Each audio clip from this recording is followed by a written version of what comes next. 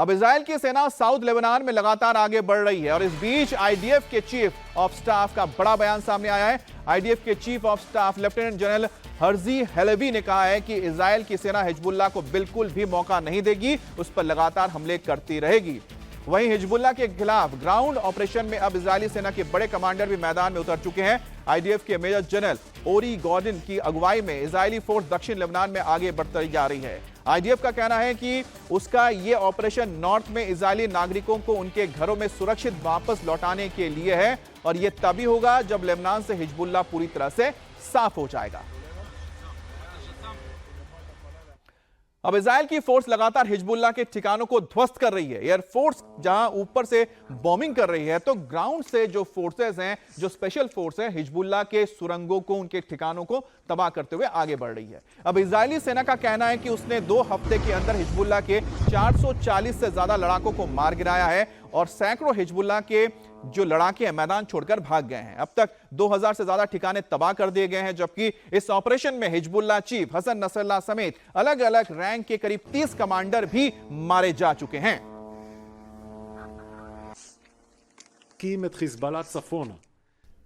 हम हिजबुल्लाह को आगे उत्तर की तरफ बढ़ा रहे हैं। कुछ आतंकवादी भाग निकले और कुछ हमारे लड़ाकों के साथ आमने सामने की लड़ाई में मारे जा रहे हैं। ऑपरेशन की शुरुआत से सेना ने जमीन और हवा से लगभग 440 आतंकवादियों को मार गिराया, जिनमें से 30 विभिन्न रैंक के कमांडर थे। तो इस वक्त अगर जमीन पर बात की जाए तो इजराइल की 96 डिवीजन और 36 डिवीजन इस वक्त काम कर रही है। तो ये दोनों डिवीजन मिलकर इस वक्त ऑपरेशन चला रहे हैं लेबनान के दक्षिणी हिस्से में और लेबनान में इजराइल का यह स्ट्राइक भी जारी है। बेरूत सिटी धमाकों की आवाज से दहल उठी है।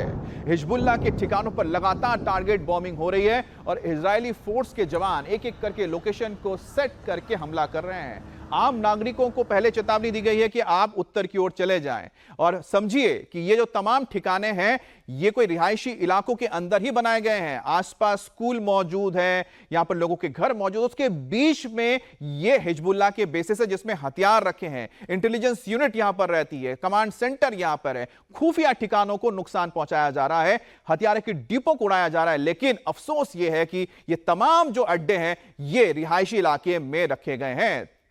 वहीं नॉर्थ लेबनान की अगर बात करते हैं तो इजरायली सेना को बड़ी कामयाबी यहां मिलती हुई नजर आ रही है। आईडीएफ की स्ट्राइक में हमास के 2 कमांडर ढेर कर दिए गए हैं। कल इजराइल की तरफ से गाजा में स्ट्राइक करके 1 साल पूरे हो रहे हैं। ऐसे में इजरायली डिफेंस फोर्स ने अब हमास के ठिकानों पर भी हमला तेज कर दिया है।